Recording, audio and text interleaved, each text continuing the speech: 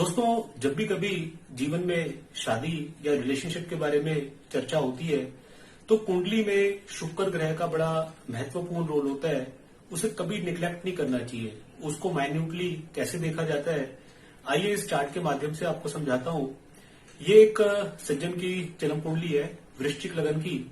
इनकी जीवन में अब तक 3 शादियां हो चुकी हैं और तीनों शादियां होने के बाद में वो टूट गई। मृत्यु किसी की नहीं हुई, लेकिन डिवोर्स पे जाकर के सेपरेशन होने पे वो रिश्ते खत्म हुए। दोस्तों, शुक्र से हमेशा आपने छठे, 8वें, 12वें भाव को जरूर देखना चाहिए, क्योंकि शुक्र एक विवाह कारक प्लैनेट है, एक फीमेल प्लैनेट है।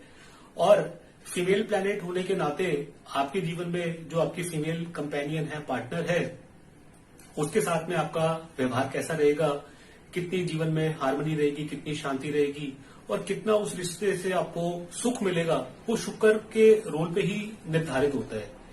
इस कुंडली में देखिएगा, इनका पहला विवाह शुक्र में केतु की दशा में हुआ। शुक्र से केतु जो है 12वें घर में है और वो सूर्य के साथ में है।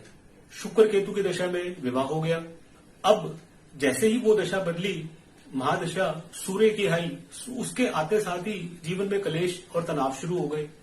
सूर्य से आप पोजीशन देखिएगा कि सूर्य से 7th हाउस, जो कि भार्या का होता है, आपके पार्टनर स्पाउस का होता है, वहां शनि ग्रह बैठे हुए हैं राहु केतु एक्सिस में, जो कि साफ दिखाते हैं कि जीवन में ये कलेशपूर्ण समय रहेगा। हुआ भी ऐसा कि सूर्य की दशा में जीवन सारा कलेश में बीता। कलेश इस हद तक हुए कि लिटिगेशंस के साथ में पुलिस केसेस भी हुए। सूर्य सरकार का कारक है, शनि जब भी देखता है तो कुछ न कुछ सरकार से राजदंड, कोई प्रकोप जरूर मिलता है। इनके खिलाफ केसेस शुरू हुए, अरेस्ट के वारंट इनके आए। बाद में जाके इन्होंने समझौते करने की कोशिश करी, अपनी पत्नी के साथ में दूर स्थान पे जाकर के अकेले रहे भी, लेकिन कुछ बात बनी नहीं और अंत में जाके वो रिश्ता टूटा। वजह वही जो मैंने आपको समझाई। शुक्र से आपने छठा, 8वां, 12वां भाव देखना होता है। सूर्य जो है शुक्र से 12वें भाव में है, राहु केतु एक्सेस में है और शनि से देखा जा रहा है। शनि जो है कुंडली में शुक्र से छठे भाव में है। छठा भाव झगड़े का है, कलेश का है, वाद विवाद का है। छठे भाव से जो शनि है वो इनके 8वें भाव को भी देखता है, तो 8वां भाव भी अफ्लिक्टेड हो गया। 8वां भाव आपकी ब्रेकअप इन रिलेशनशिप दिखाता है, या किसी रिश्ते में उसकी मियाद कितनी है, उस रिश्ते का की लॉन्गेविटी, कितने लंबे समय तक वो रिश्ता आपका चलेगा, वो 8th हाउस से आपके डिटरमिन होता है। ये रिश्ता इनका जब टूटा, इसके काफी सालों के बाद में चंद्रमा की दशा के अंदर में 2008 में दोबारा इनकी शादी हुई और वो शादी इतनी ब्रीफ थी कि वो 2 दिन भी नहीं चली। वजह आपको बताता हूं।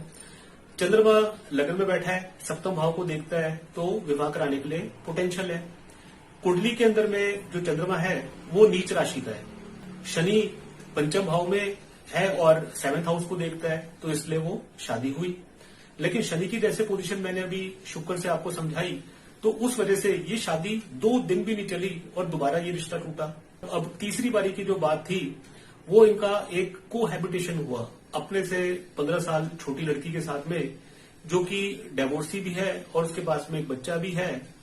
सन 2019 में मंगल में शुक्र की दशा के अंदर में ये इनका कोहैबिटेशन शुरू हुआ।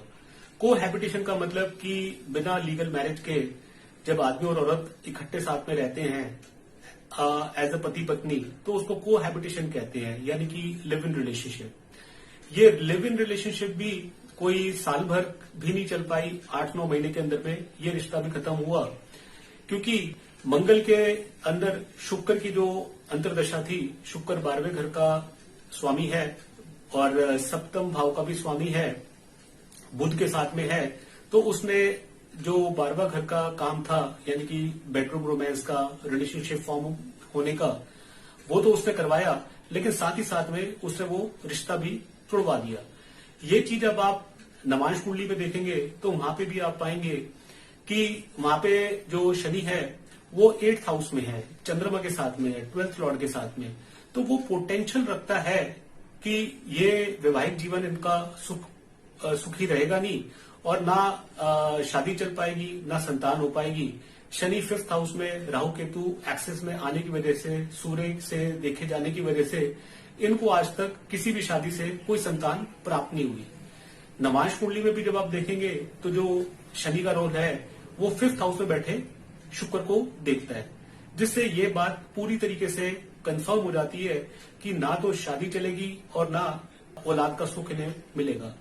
दोस्तों, वैदिक ज्योतिष शास्त्र में इतने गूढ़ रहस्य बताए गए हैं ग्रहों के कारकत्व के अनुसार, आप ये चीज जान सकते हैं कि आपको जीवन में किस रिश्ते से सुख मिलना है, दुख मिलना है। अगर आपने कोई संतान के बारे में बात समझनी हो तो उसके लिए जो संतान कारक है बृहस्पति, उसको देखा जाता है। आज की कुंडली में हमने शुक्र के बारे में बात करी क्योंकि यहाँ पे हम रिलेशनशिप्स की बात कर रहे थे। तो आज का जो टॉपिक मैंने आपको समझाया, शुक्र को हमेशा कंसिडर करना है, चाहे आपकी जन्म कुंडली में कितने भी पॉइंट्स मिल रहे हो, कितने गुण मिल रहे हो, लेकिन कभी इसको निग्लेक्ट नहीं करना, ओवरलुक नहीं करना। यदि आज का वीडियो आपको अच्छा लगा हो तो आप इसे लाइक और शेयर कीजिएगा। कमेंट्स हैं तो कमेंट्स बॉक्स में मैसेज ड्रॉप कीजिएगा। और यदि मुझसे कोई कंसल्टेशंस की आवश्यकता हो तो मैं अपने नंबर्स शेयर कर रहा हूं, कभी भी आप उससे कॉन्टैक्ट कर सकते हैं। Thank you.